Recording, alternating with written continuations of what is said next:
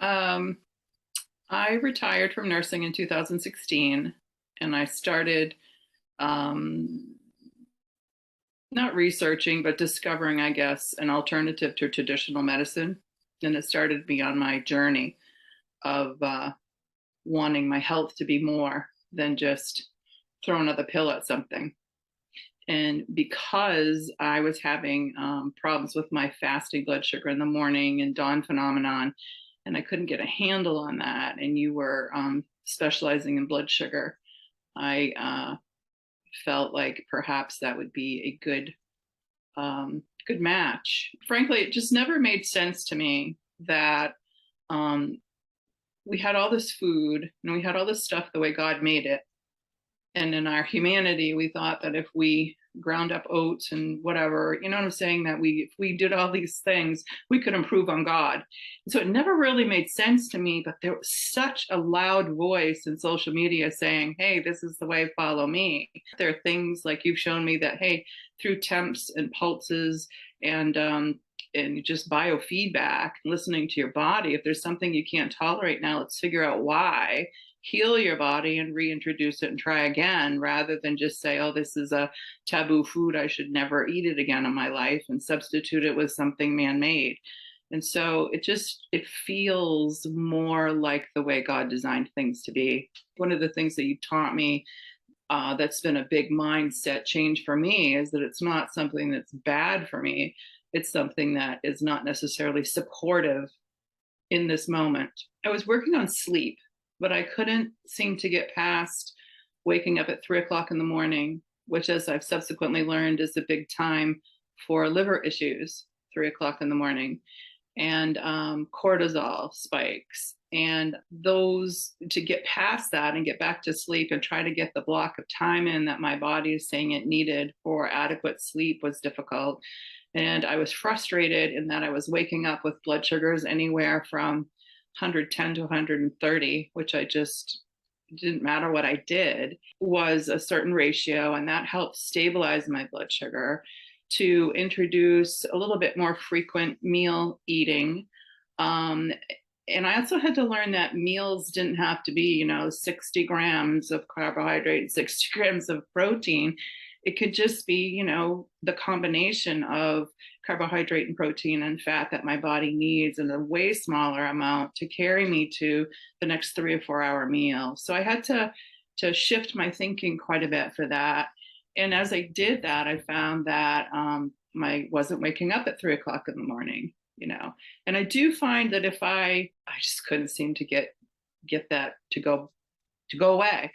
And so learning from you about dawn phenomenon, slowly adding movement in, which is a side note, the past year I've been recovering from COVID, and it sidelined me for a while and being able to do some of the exercise of things that I wanted to do. But that's improved so much that I could begin exercising and doing those things that I enjoyed doing before. And so as I did those things, and as you showed me, hey, the ratio to carbohydrate and protein that my body liked, which might be different from what someone else's body likes, but my body likes, resort to prior ways of eating or things that are less supportive, as you would say.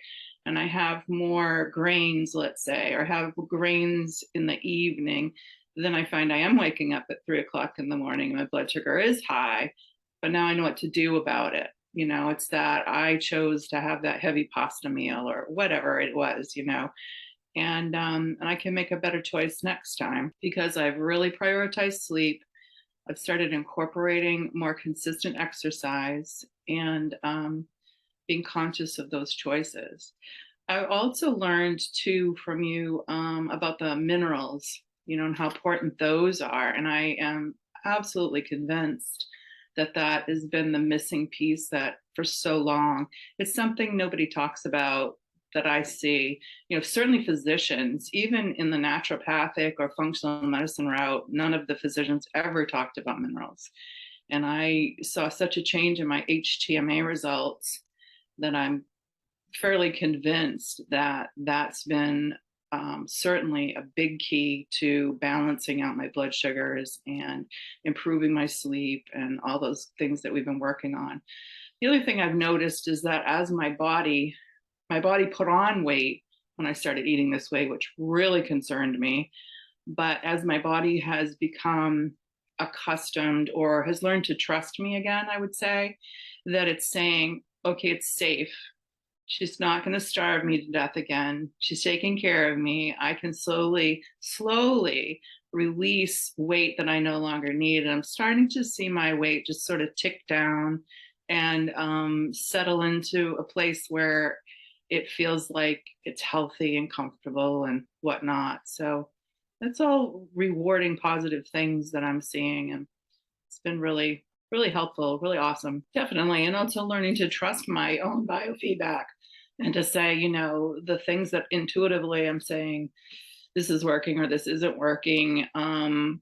Because of working with you, I was able to trust that biofeedback and say, yes, this is really what I'm seeing, not just what I'm wishing because I don't want to follow some weird, wacky diet. I was a little skeptical. I was a little frustrated in the beginning because you had to slow me down. And I was like, oh my word, come on, Isaac, let's do this. And you're like, slow down. I'm like, all right, we're in this for 6 months. I don't need to know it all today. But so yeah, but I think that's also part of the biofeedback is that my life, as a career managerial position, running staff in a high powered environment, I was go, go, go, go, go, go, go, go, go, which is why my cortisol was so screwed up and I wasn't sleeping and, all those things. Right. And when you look at that and you say, all right, it's all interconnected. Your cortisol affects your thyroid, and your thyroid steals from your progesterone, all that stuff is so impactful that when you take a step back and figure that out. And the other thing you taught me was that stress is a lot of different things. Stress can be emotional, stress can be physical, stress can be, I fell down the stairs at camp in 2 weeks and I've got pain. That's a, 8 out of 10, and that's stress. I'm going to see changes in my biofeedback and my sugars as a result of that. So all the pieces that all fit together, it just makes sense when I do take a step back to be able to say, no, this is not something that's supportive for me in terms of stress level. I can't take that on right now. Or I choose not to take that on right now. I could if I wanted, but I'm choosing not to because it's not a supportive thing for me right now. And to be able to do that without feeling guilty because I said no to something has been a big step for me in terms of managing my own personal stress. And I think about 4 months in, I went on vacation, as you know, to Florida. And I was a little concerned about that, but I'm like, well, this will be a good test to see how things go. And I was able to, not necessarily be perfect because, the ideal is to eat within an hour of when you get up and all that. And when you're on vacation, sometimes things are a little different. But as a rule, we walked in the morning and then we had I tried to pick from the menu things that complemented each other, to add fruit to my carb, make sure I had protein and that kind of thing. And I was able to do that and to eat in such a way from the menu to even incorporate some cocktail beverages and things like that. And I woke up in the morning and my blood sugars were all in the mid 90s, which I was completely shocked about, but kind of excited because I could see where we were headed, that I could have freedom in lifestyle choices and still meet health goals. So I think that's when you really got my attention, was like, wow, Isaac, you're teaching me stuff that's making a big impact in my life. I'm trying to be very consistent with when I go to bed. So I get roughly 7.5 to 8.5 hours of sleep at night. I rarely wake up in the middle of the night anymore. I get up mostly just to run to the bathroom, but not to wake up and be like, why am I awake kind of thing like I used to. I also have more energy. I have more ability my granddaughter is 15 months and I watch her 2 days a week, and I have way more energy to chase her around and enjoy the time that we have together. I would say that my stress level has come down and it's more I've really looked at the fall and the commitments that I had intended to make for the fall, and ones that I said, I'm going to let that thing go and just do these things, kind of deal. And feel like I am good with those choices because they're supportive to me and my health goals, and still allows me to do ministry and to, do the things that I want to do without overcommitting myself. So I would say that's a huge step in the right direction.